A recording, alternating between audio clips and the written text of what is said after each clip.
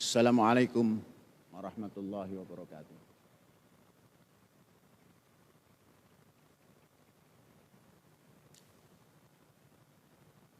Bismillahirrahmanirrahim.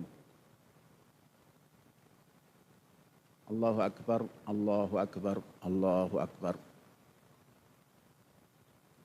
Allahu Akbar, Allahu Akbar, Allahu Akbar. Allahu Akbar. La ilaha illallah wallahu akbar. Allahu akbar walillahil hamd.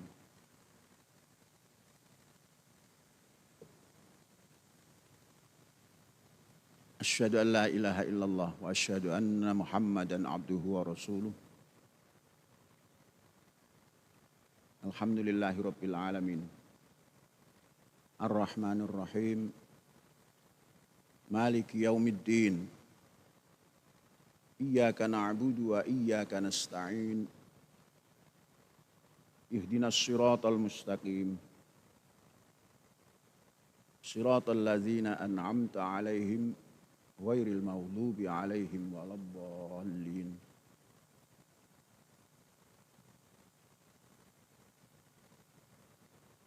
Alhamdulillahilladzi khalaqas samawati wal ardh waja'ala adh-dhulumati wan nur. Alhamdulillahilladzi anzala 'ala 'abdihil kitab wa lam yaj'al lahu 'iwaja. Alhamdulillahilladzi lahu ma fis samawati wa ma fil ard wa lahul hamdu fil ula wa fil akhirah wa huwal hakimul khabir. Alhamdulillahilladzi hadana li hadza wa ma kunna linahtadiya laula an hadanallah. Asyhadu an la ilaha illallah wa asyhadu anna Muhammadan abduhu wa rasuluh. Amma ba'du, fa ya ibadallah, usini wa iyyakum bitaqwallah. Faqad faza man ittaqa wa akhussukum ala ta'atihi la'allana minal muflihin. Hadirin sidang salat Id yang berbahagia. Muslimun wal muslimat, as'adakumullah hayatakum di dunia wal akhirah. Hari ini, pagi ini, kita menyelenggarakan sholat Idul Adha, di mana ciri daripada Idul Adha, yauma yudhahin nas, hari di mana umat manusia memberikan pengorbanannya. Simbol pelaksanaan korban di kampus kita tercatat hari ini sapi 30 kepala, kurang lebih beratnya 18.920 kg. Kemudian kambing lebih daripada 30 kepala. Beratnya sekitar 1.123 kg. Kemudian domba 205 kepala, bobotnya 5.799 kepala. Didistribusikan kepada para penerima terdiri dari 5.434 orang. Dan pembagian daging kurban kita sertakan 5 kilogram daripada beras. Saudara-saudara, ini hanya pengorbanan yang kecil yang bisa dinilai kilogram dan jumlah kepalanya. Pengorbanan yang lebih jauh adalah usaha kita memahami ajaran agama kita agar kita mampu hidup dengan mengenali, memahami apa ajaran kita yang hakiki. Saudara-saudara, sebelum melangkah lebih jauh, Rasulullah Shallallahu Alaihi Wasallam di dalam Quran memberikan isyarat kepada kita mengenai keimanan yang kemudian nanti diimplementasikan dalam kehidupan yang lain-lain. Iman yang digambarkan oleh Rasulullah dalam Quran, iman yang harus dimiliki oleh setiap individu, baik yang kemudian menamakan Muslim dan yang lain-lainnya. Pesan iman yang disampaikan oleh Rasulullah Sallallahu Alaihi Wasallam di dalam Al-Quran, kita bacakan surat Al-Baqarah ayat 284. Amanar Rasul bima unzila ilaihi min rabbih wal mu'minun kullun amana billah wa malaikatihi wa kutubihi wa rusulih la nufarriqu baina ahadim mir rusulih wa qalu sami'na wa ata'na ghufranaka rabbana wa ilaikal masir. Rasulullah, Syekh mengutip terjemahan dari Al-Quran, penerbit Departemen Agama. Rasul Muhammad Sallallahu Alaihi Wasallam beriman pada apa, yakni Al-Quran yang diturunkan kepadanya oleh Tuhannya. Demikian pula orang-orang mukmin, masing-masing beriman kepada Allah, malaikat-malaikatnya, kitab-kitabnya, dan rasul-rasulnya. Mereka berkata, kami tidak membeda-bedakan seorang pun dari rasul-rasulnya.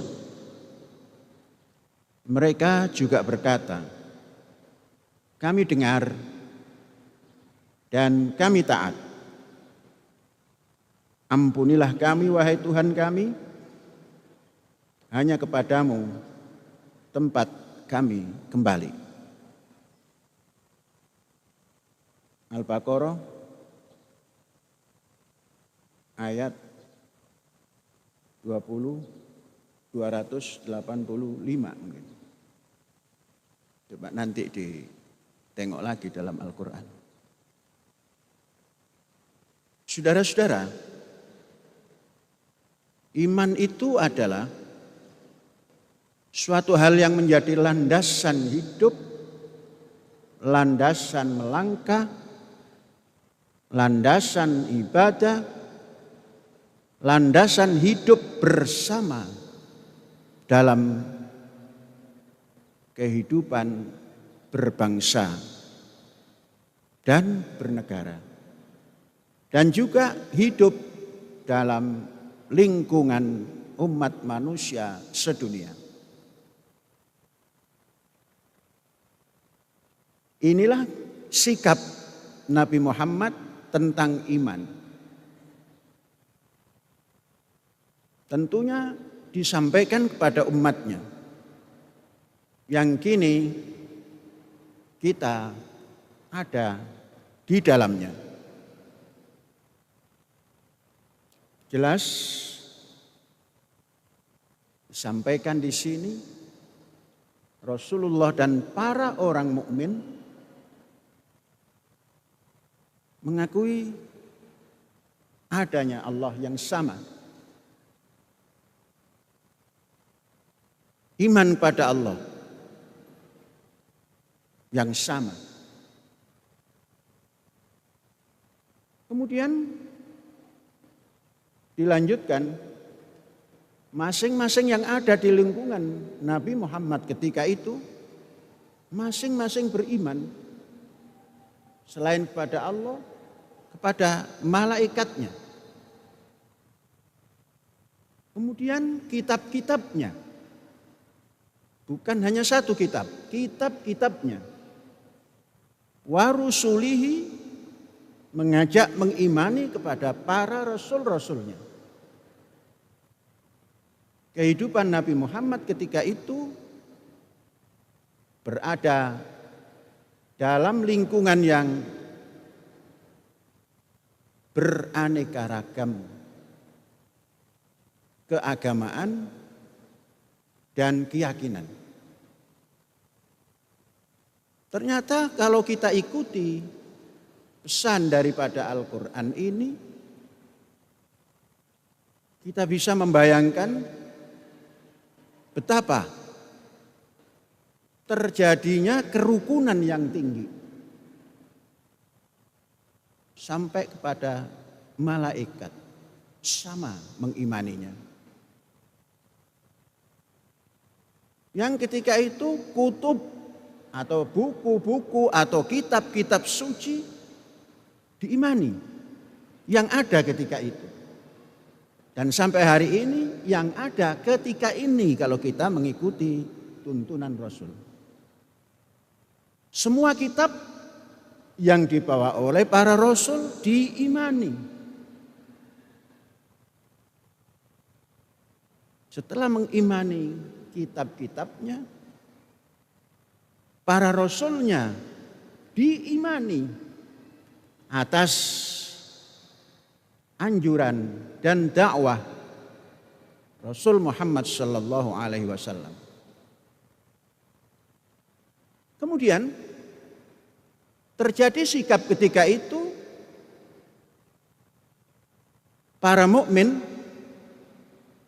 tidak membeda-bedakan para Rasulullah yang ada.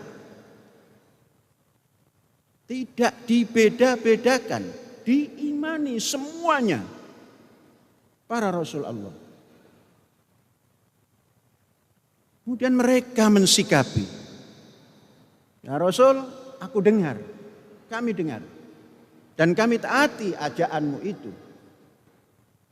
Ghufranaka Rabbana wa ilaikal masir. Ampunilah kami ya Allah, hanya kepadamu tempat kami kembali. Saudara-saudara, ini ajaran yang esensial, paling mendasar.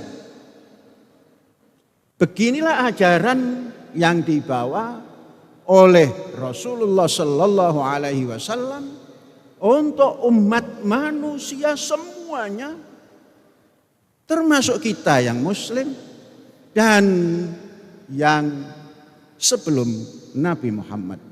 Semuanya bersikap seperti ini atas ajakan Rasulullah Sallallahu Alaihi Wasallam Ini menunjukkan betapa tasamuh, toleransi yang ditanamkan sejak dini, sejak awal tampilnya Rasul Muhammad sallallahu alaihi wasallam dalam kehidupan individu untuk menanamkan keimanan kepada ajaran, yakni ajaran ilahi. Saudara-saudara, pesan ini harus kita dalami. Jangan sampai kita mengaku sebagai seorang muslim, kemudian landasan dasar ini kita tidak pahami dengan semestinya. Saudara-saudara, memahami ayat ini sudah banyak fasilitas untuk bisa ditempuh oleh siapapun yang sudah bisa membaca dan menulis.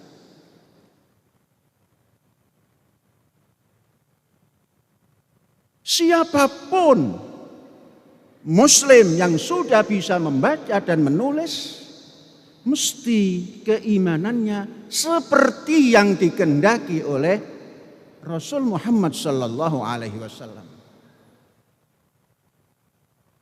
Disinilah negara kita tampil karena menghayati ayat ini dan menghayati bahwa Indonesia ini adalah Bhinneka Tunggal Ika.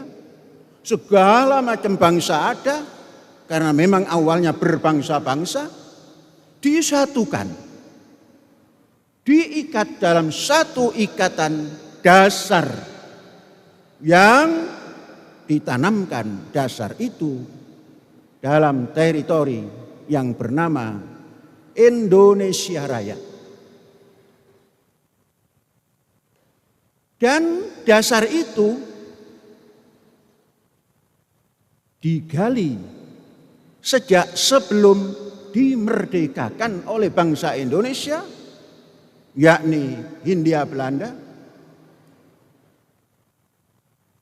Landasan dasarnya adalah masuk di dalam ayat yang kita bacakan tadi. Maka keluarlah untuk memaknai ini semua, bangsa kita ternyata bangsa yang sangat memahami ajaran ilahi. Dikeluarkanlah dasar ketuhanan yang Maha Esa. Inti daripada segala macam kehidupan ini adalah mengenal diri bahwa kita ada Sang Pencipta. Maka bangsa Indonesia diajak kembali, apapun mereka, siapapun mereka, agama apapun mereka, duduklah dalam aras ketuhanan yang Maha Esa. Seperti yang dikehendaki oleh Rasulullah sallallahu alaihi wasallam, diajak semuanya oleh Indonesia ini dengan dasar ini agar cantumkan dirimu, cantelkan dirimu, wahai umat yang beragama, pada Tuhan yang Maha Esa. Saudara-saudara, betapa ayat ini mengilhami bangsa Indonesia. Kemudian untuk mewujudkan satu kehidupan yang boleh dan dapat dan bisa untuk bergabung bersama dalam ketuhanan yang Maha Esa ini, disesuaikan dengan ayat ini, maka keluarlah. Yang seperti itu adalah berbentuk kemanusiaan. Kemanusiaan itu wujudnya adalah mengimani adanya Tuhan yang Maha Esa. Maka tumbuhlah kemanusiaan yang adil dan beradab. Tidak adil kalau kita tidak mengimani Tuhan yang Maha Esa. Tidak beradab kalau tidak kita jalankan ajaran Tuhan yang Maha Esa. Keluar, itu yang namanya ketuhanan yang Maha Esa. Lanjut saudara-saudara. Dari ayat ini juga yang nantinya akan bisa mempersatukan bangsa. Maka dibuatlah dasar persatuan Indonesia dari ayat ini. Para rasul, tentunya semua agama yang hidup di Indonesia punya orang yang dianggap, yang diimani sebagai pembawa risalah. Semuanya dipersatukan. Bukan persatuan agama, namun persatuan Indonesia yang sudah mempunyai dasar ketuhanan yang Maha Esa itu. Saudara-saudara, pesan untuk tidak bercerai-berai dalam beragama itulah kemudian diberikan oleh Rasulullah Sallallahu Alaihi Wasallam pedoman. Bagaimana beragama? Kita bisa ambil dari Asy-Syura, Quran Asy-Syura, ayat surat Asy-Syura ayat 13. Al-Quran bisa kita catat di sini, kita ambil. Saya bacakan ayatnya. A'udzubillahi minasyaitonirrajim.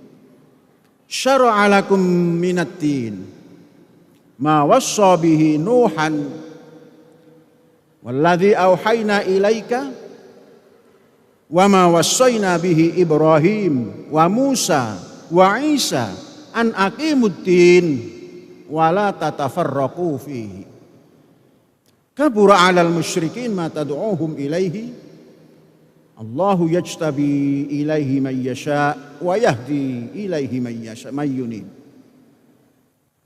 Saudara-saudara, agama yang kita miliki, agama yang dimiliki oleh umat Musa dan seterusnya, agama yang dimiliki oleh Bapak manusia Ibrahim alaihissalam, kemudian Nuh alaihissalam, kemudian Isa, kemudian Muhammad, itu syariat dari Allah.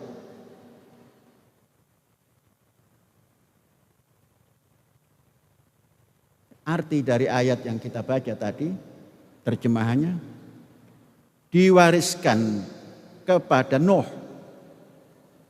Dan apa yang telah kami wahyukan kepadamu, wahai Muhammad.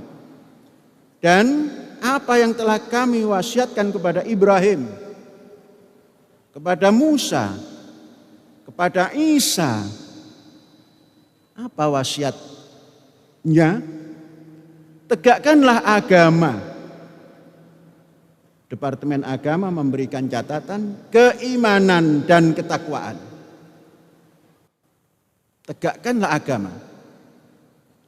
Dan janganlah kamu berpecah belah di dalam agama, di dalamnya. Saudara-saudara, ajakan yang sedemikian ini dikatakan oleh Rasulullah sangat berat bagi orang-orang yang musyrik untuk mengikuti ajakan ini. Agama yang kamu serukan kepada mereka, agama yang seperti ini, orang-orang musyrik menyikapinya berat dan mungkin tidak mau menyikapi anjuran Kanjeng Nabi Muhammad ini. Namun Allah memilih orang yang Dia kehendaki kepada agama tauhid dan memberi petunjuk kepada agamanya bagi orang-orang yang mau kembali kepadanya. Saudara, ternyata ini yang belum banyak dipahami dalam beragama. dan perpecahan beragama, baik antar agama maupun di internal agama. Yang kami maksudkan di internal umat beragama. Ini yang dirasakan berat. Sedangkan ajaran Islam melalui Rasulullah Sallallahu Alaihi Wasallam menghendaki jangan bertikai, jangan berpecah belah dalam keagamaan. Inilah yang dikehendaki oleh dasar negara kita dalam hidup bernegara, berindonesia. Jangan sampai tumbuh perpecahan beragama. Dan kita jangan menjadi musyrik. Ikuti petunjuk tadi, amanar rasul bima unzila ilaihi min rabbihi wal mu'minun, dan seterusnya itu. Jangan menjadi musyrik terhadap ayat itu, dan jangan menjadi musyrik terhadap keagamaan, baik itu beragama, umat beragama secara internal maupun antar agama. Disinilah karena ada persatuan Indonesia, maka kampus kita, pendidikan kita tanamkan moto agar dapat bersatu menciptakan persatuan Indonesia. Az-Zaitun, pusat pendidikan, pengembangan budaya, toleransi, dan perdamaian. Ini untuk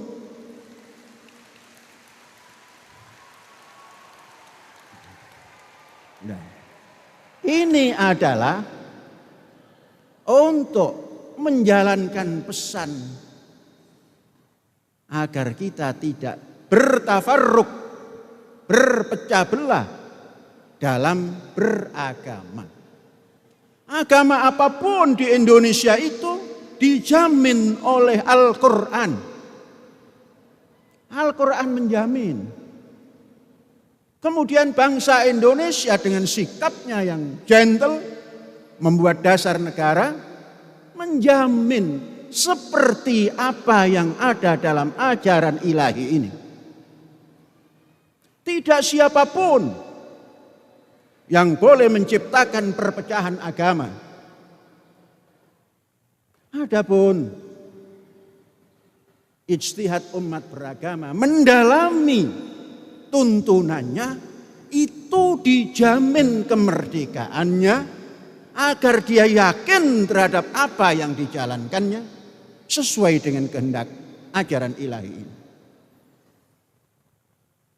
Saudara-saudara, mari kita carikan lagi atau tampilkan lagi bagaimana Rasulullah tatkala hidup bersama. Maka kita diajarkan dalam kehidupan ini, hidup bersama ini harus dipelajari dan dipraktekkan. Tidak hidup inklusif apa eksklusif, tapi inklusif, hidup bersama. Karena kita bangsa Indonesia, hidup bersama itu dinamakan Persatuan Indonesia. Kita baca bagaimana Rasulullah memberikan tunjuk ajar. Tatkala menghadapi dalam kelompok negara Rasulullah ketika itu Madinah Al-Munawwarah, di sana terdiri daripada umat beragama. Ada Yahudi, ada Nasrani. Dalam Al-Quran tidak ditampilkan agama-agama yang lain, tapi agama Samawi ini ditampilkan. Apa pesan Nabi Muhammad kepada orang-orang Yahudi? Orang-orang Yahudi telah memiliki Taurat. Itulah hukum Allah. Dipesankan oleh Nabi Muhammad. Kamu sudah punya Taurat. Maka kalau kamu hidup ikuti Taurat. Pesan akhirnya, wa man lam yahkum bima anzalallah fa ulaika humul kafirun. Siapapun yang telah mendapatkan kitab suci kemudian tidak digunakan, itu termasuk orang kafir. Betapa luhurnya Nabi Muhammad yang kemudian oleh umatnya membawa ajaran Islam dan menjadi muslim, dan kita pun menjadi muslim. Nabi Muhammadnya menganjurkan dan menyuruh kepada lingkungannya yang beragama Yahudi, peganglah Taurat dan jangan kamu keluar dari Taurat tatkala menetapkan hukummu. Kalau kamu ingkar dari Taurat, itu tanda kekafiran. Apa makna ini? Ini rahmatan lil alamin. Berjumpa dengan orang Yahudi yang mempunyai Taurat, menganjurkan, peganglah Taurat. Ambillah hukum Taurat itu. Kalau kamu keluar dari itu, kamu termasuk orang yang ingkar terhadap Taurat. Luar biasa. Indonesia mesti bisa seperti itu, menampilkan keyakinannya. Karena di Indonesia ini banyak keagamaan. Hendaknya pemimpin Indonesia itu menganjurkan, peganglah kitabmu, pelajari kitabmu, agar kamu bisa mencarikan jalan keluar kehidupan dari kitabmu dan dimasukkan di dalam kehidupan bernegara. Kepada orang Nasrani juga seperti itu. Nabi Muhammad menyampaikan, tatkala itu disampaikan oleh Rasulullah di dalam surat Al-Maidah ayat 46-47 yang bunyinya seperti ini. Wa qaffayna ala atharihim bi Isa bin Maryam musaddiqan lima baina yadayhi minat Taurah wa atainahul Injil fihi hudaw wa nur wa musaddiqan lima baina yadayhi minat Taurah wa hudaw wa mau'idatan lil muttaqin. Kami meneruskan jejak mereka. Ini semestinya Nabi Muhammad ini. Tapi dalam terjemahan ini tidak ada. Kami meneruskan jejak mereka. Para Bani Israel. Dengan mengutus Isa alaihissalam, putra Maryam, yang membenarkan apa atau kitab suci yang sebelumnya. Isa membenarkan kitab suci yang sebelumnya, yaitu Taurat. Kemudian kami menurunkan Injil kepadanya. Allah menurunkan Injil kepadanya, yang di dalamnya terdapat petunjuk dan cahaya. Di dalam Injil, ajaran Rasul Muhammad SAW menyatakan di dalamnya terdapat petunjuk dan cahaya.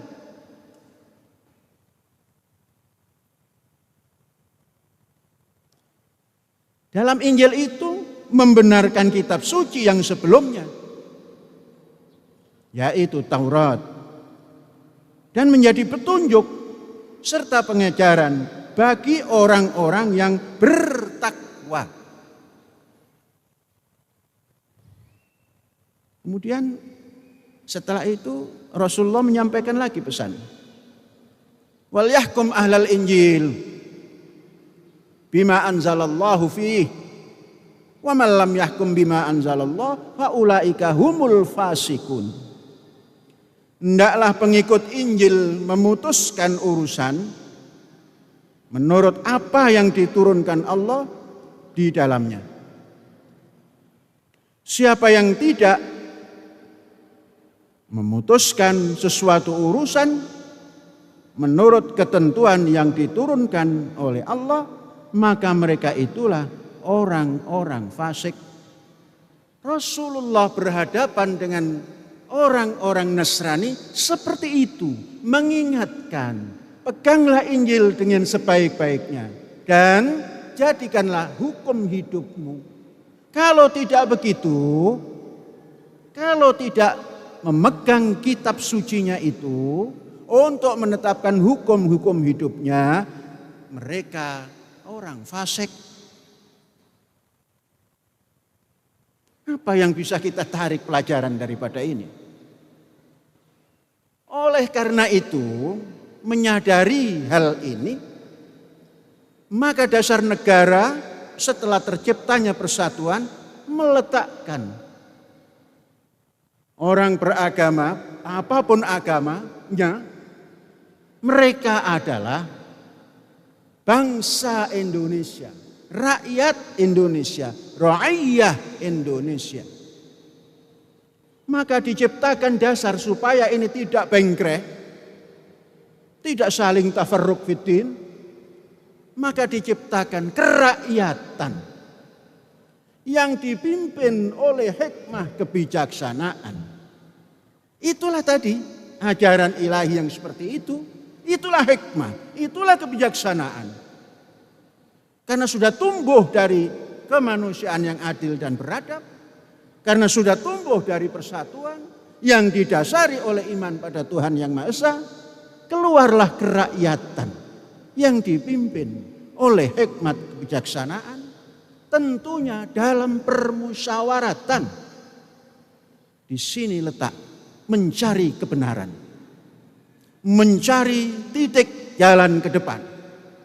Kerakyatan yang isinya berbagai-bagai agama maupun kepercayaan, diajak rakyat Indonesia ini kembali pada ajaran Tuhannya, yang semuanya adalah Tuhan yang sama, Allah, untuk duduk bermusyawarat. Dan yang bermusyawarat itu adalah rakyat terpilih yang memiliki hikmat kebijaksanaan. Tentunya yang disinari oleh ajaran ilahi, bukan oleh kebencian dan paham-paham yang di luar ajarannya. Ajaran Islam yang asasi adalah Al-Quran, ajaran Nasrani yang asasi adalah Injil, ajaran Yahudi yang asasi adalah Taurat. Dan itu diimani semuanya menurut Al-Quran.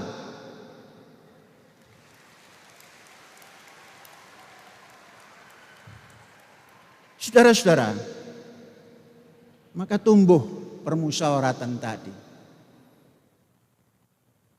Maka orang yang sudah seperti ini, yang memiliki hikmat kebijaksanaan, tidak akan mencaci, tidak akan menuduh, tidak akan menjelekkan apa yang dipegang oleh para penganut agama.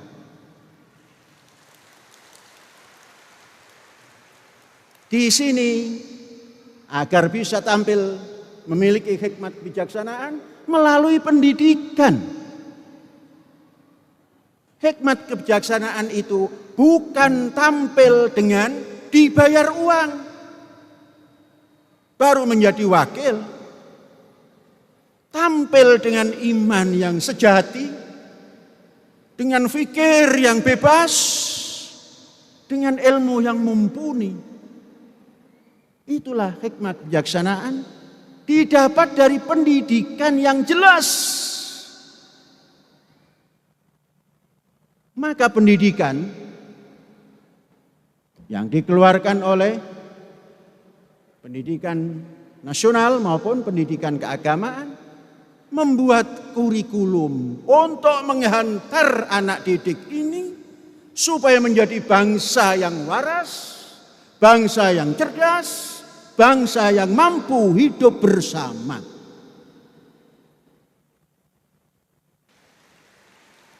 Saudara-saudara,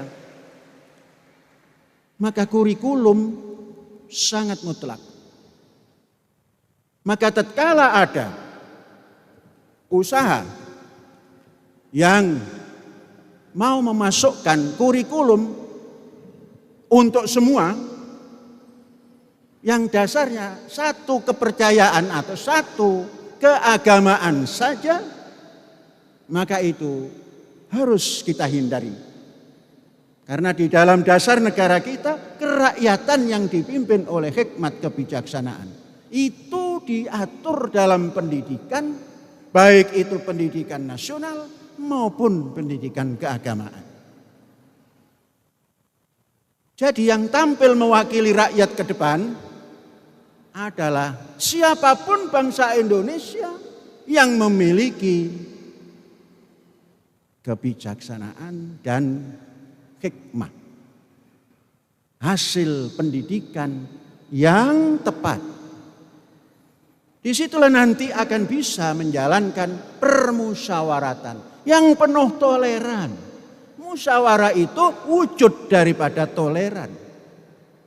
Mencari kebenaran dengan permusyawaratan. Permusyawaratan sesama bangsa Indonesia. Maka bangsa Indonesia ini tidak boleh ditentukan oleh kekuatan tertentu yang di luar dasar negara, yang di luar konstitusi negara. Yang bisa mengatur bangsa Indonesia adalah konstitusi negara. Undang-undang dasar negara.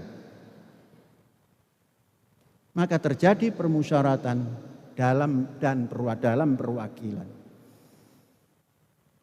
Untuk apa semua itu?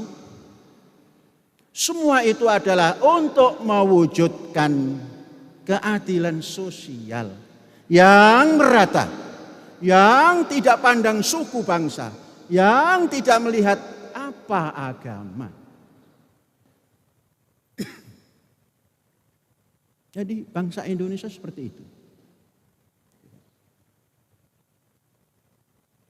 Saudara-saudara, ini perlu disampaikan supaya bisa kembali pada ajaran kita, ajaran Islam, ajaran agama apapun yang ada di Indonesia ini oleh Al-Quran diakomodir, yang oleh Al-Quran diimani semua. Bagaimana cara mengimani semua itu?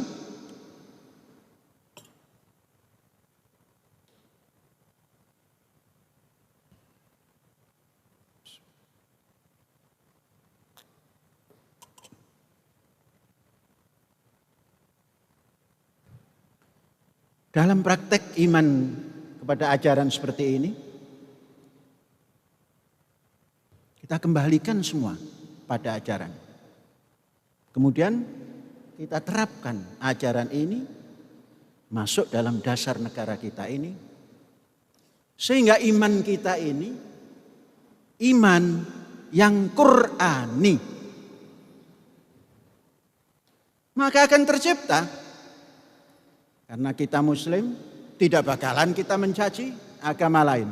Agama lain pun tidak bakal mencaci agamanya orang Muslim. Inilah yang harus diciptakan.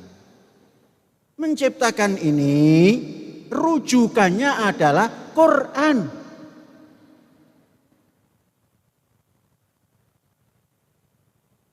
Lantas kalau mengimani kepada malaikat, kepada kitab-kitabnya, kepada rasul-rasulnya, dalam perjalanan terus kita memilah, ini tidak Qur'ani.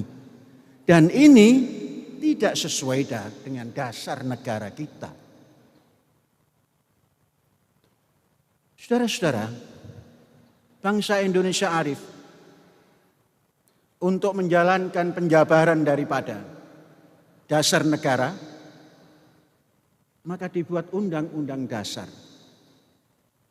Undang-undang dasar tumbuh daripada dasar ini. Maka Undang-undang dasar yang sudah berjalan ini pun harus dirujuk kembali. Sudahkah sesuai dengan dasar negaranya? Andainya kerakyatan tadi tentunya akan tumbuh hikmah kebijaksanaan dalam permusyawaratan, akan tumbuh membuahkan keadilan sosial. Sudahkah itu kembali kepada dasar negara? Mari kita sebagai umat beragama dan rakyat Indonesia ikut masuk memberikan gagasan, meletakkan bangunan daripada penjabaran daripada dasar negara menjadi undang-undang dasar negara yang sesuai dengan dasar negaranya. Inilah saudara-saudara pesan Idul Adha. Mari kita kembali. Karena Idul Adha ini juga atau uluhiyah atau kurban ini juga itu intinya ajaran Ibrahim. Di mana agama Ibrahimi itu akan ada bahasa kurban itu.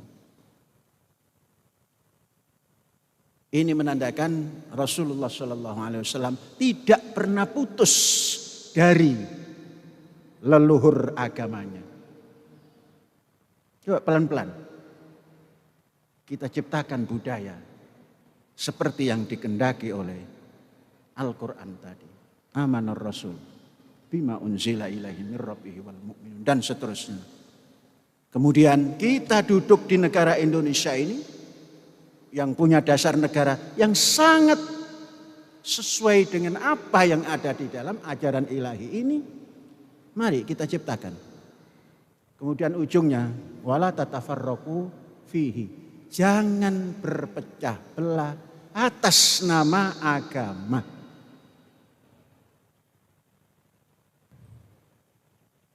Saudara-saudara, mari kita sudahi khutbah ini dengan kita berdoa.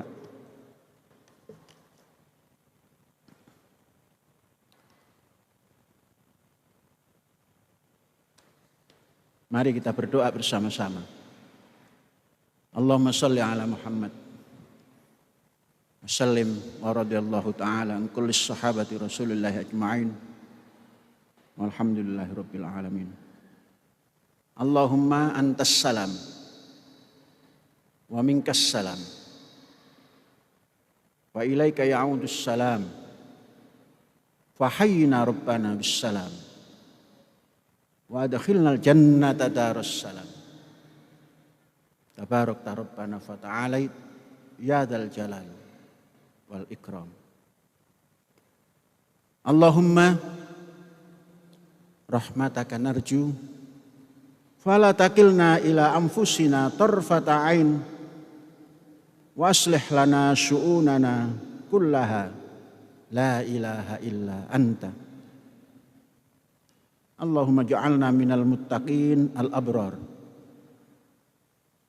wa askinna ma'ahum fi daril qarar daris salam wal abrar. Allahumma Rabbana atina fid dunya hasanah wa fil akhirati hasanah wa qina adzabannar. Subhana rabbika rabbil izzati amma yasifun. Assalamun alal mursalin. Alhamdulillahi rabbil alamin. Hadza wallahu yar'ana wa yahfazuna walhamdulillahi rabbil alamin. Merdeka.